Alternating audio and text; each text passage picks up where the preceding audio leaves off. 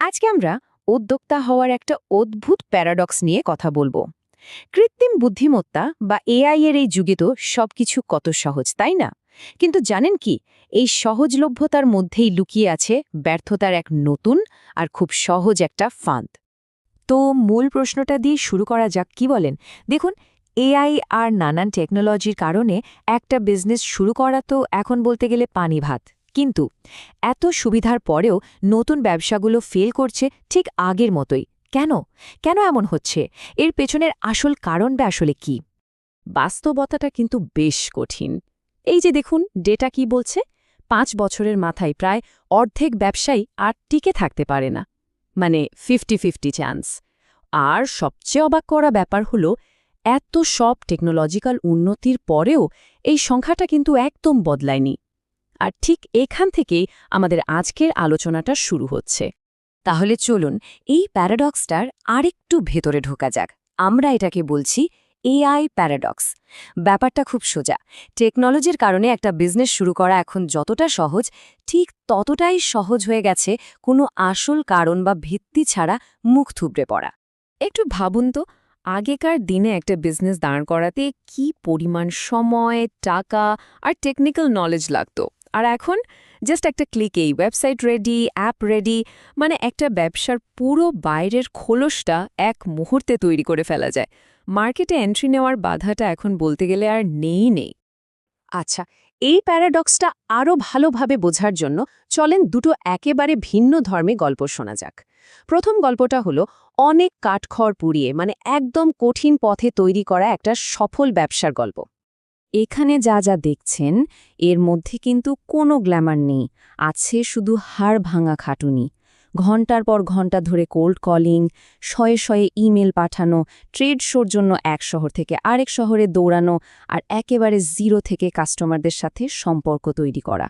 তখন তো কোনো টেকনোলজির শর্টকাট ছিল না।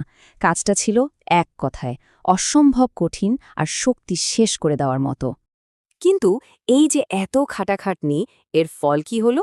ফল হলো কাস্টমারদের কি দরকার সেটা একদম ভেতর থেকে বোঝা একটা সত্যিকারের উপলব্ধি তৈরি হলো। আর ঠিক সেই শক্ত ভিতের ওপরেই দাঁড়িয়ে গেল একটা সফল বারান্ত ব্যবসা। তো এটা গেল প্রথম গল্প। এখন আসি দ্বিতীয় গল্পে, যেটা ছিল একদম উল্টো। মানে সহজ পথে টেকনোলজির শর্টকাট ব্যবহার করে বানানো একটা ব্যবসার গল্প। আর এর শেষটা হয়েছিল ব্যর্থতায়। এই ব্যবসার শুরুটা ছিল কিন্তু দারুণ। চোখের পলকে একটা ঝা চকচকে ওয়েবসাইট তৈরি হয়ে গেল, একদল রিমোট প্রোগ্রামারও চলে এলো।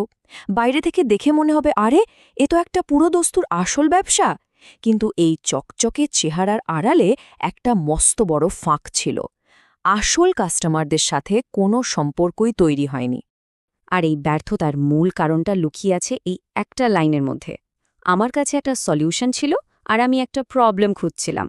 বুঝতেই পারছেন, গোড়াতেই গলদ। প্রোডাক্ট রেডি, কিন্তু সেটা কার জন্য বা কেন দরকার সেই উত্তরটাই জানা ছিল না। দেখতে ব্যবসাটা দারুণ ছিল, কোনো সন্দেহ নেই, কিন্তু এর ভেতরে কোনো সারবত্তা ছিল না, কোনো ভিত্তি ছিল না। এটা অনেকটা গন্তব্যহীন একটা যাত্রার মতো ছিল, যার শেষটা তো ব্যর্থতা দিয়েই হওয়ার কথা, তাই না? আর ঠিক সেটাই হলো। তাহলে এই দুটো গল্প থেকে আমরা কি শিখলাম? এখানে চলে আসে টেকনোলজি ক্রাচের ধারণাটা, মানে প্রযুক্তির ওপর এমনভাবে নির্ভর করা যা আসলে একটা ক্রাচের মতো কাজ করে। আর এটাই আজকের দিনে অনেক ব্যবসার ব্যর্থ হওয়ার আসল কারণগুলোর একটা। তো এই টেকনোলজি ক্রাঞ্চ জিনিসটা আসলে কি? সোজা কথায়, এটা হলো এমন সব টুলস ব্যবহার করে ঝটপট এমন কিছু বানিয়ে ফেলা যা দেখতে একটা ব্যবসার মতো লাগে, কিন্তু বাস্তবে সেটা টিকে থাকার কোনো আসল কারণই নেই। ব্যাপারটা যে কতটা বদলে গেছে সেটা এই লাইনটাতেই স্পষ্ট। দেখুন, আগে চ্যালেঞ্জটা ছিল রিসোর্সের অভাব, টাকা নেই, লোক নেই। আর এখন এখন সবচেয়ে বড় চ্যালেঞ্জ হলো কারণের অভাব। মানে ব্যবসাটা কেন থাকবে সেই কারণটাই খুঁজে না পাওয়া। মানে আগে উদ্যোক্তারা ভাবতেন, আমি এটা বানাবো কিভাবে, পুরো ফোকাসটাই ছিল হাও বা কিভাবের ওপর। আর এখন এখন সবচেয়ে জরুরি প্রশ্নটা হলো, এটা কি আসলেই কারো দরকার আছে? আমি এটা বানাবো কেন? ফোকাসটা কিভাবে থেকে সরে এসে কেনতে আটকে গেছে। আর এই আইডিয়াটা কিন্তু শুধু একটা দুটো গল্পের মধ্যে সীমাবদ্ধ না, এটা প্রায় সব ক্ষেত্রেই সত্যি। বিশ্বের বড় বড় সফল কোম্পানিগুলোর দিকে তাকালে দেখা যাবে, যেমন এয়ারবিএনবি বা ডোরড্যাশ, ওরা কিন্তু শুরুতেই টেকনোলজির ওপর ঝাঁপিয়ে পড়েনি। ওরা প্রথমে ম্যানুয়ালি কাজ করে প্রমাণ করেছিল যে তাদের ব্যবসার একটা সত্যিকারের কারণ আছে। তো সফল হওয়ার সেই পথটা আসলে কেমন? এই স্লাইডটা দেখুন। স্টেপ 1, নিজের সবচেয়ে রিস্কি আইডিয়াটা আগে টেস্ট করা। যেমন এয়ারবিএনবির ফাউন্ডাররা নিজেদের ঘরেই এয়ার ম্যাট্রেস পেতে গেস্ট রেখেছিলেন। স্টেপ 2, সার্ভিসটা নিজে হাতে দেয়া। যেমন ডোরড্যাশের ফাউন্ডার নিজে খাবার ডেলিভারি করতেন। এতে কি হয়, কাস্টমারদের কাছ থেকে সরাসরি শেখা যায়। আর ঠিক তারপরেই সেই শেখার ওপর ভিত্তি করে টেকনোলজি ব্যবহার করে ব্যবসাকে স্কেল করা। তাহলে আজকের দিনের উদ্যোক্তাদের জন্য নতুন রুল বুকটা কি দাঁড়ালো? সোজা কথায় এমন একটা ব্যবসা তৈরি করা যার টিকে থাকার একটা সত্যিকারের মজবুত কারণ আছে। আর এখানেই কিন্তু আসল শিক্ষাটা। একটা ব্যবসা শুরু করতে গেলে যে প্রাথমিক কষ্টগুলো হয়, ওগুলো আসলে কোনো সমস্যা বা বাগ না, ওগুলো হলো একটা ফিচার। এই কঠিন সময়টাই আসলে একটা ফিল্টারের মতো কাজ করে, এটা পরোক্ষ করে নেয় যে আইডিয়াটা বাস্তবে কাজ করবে কি না।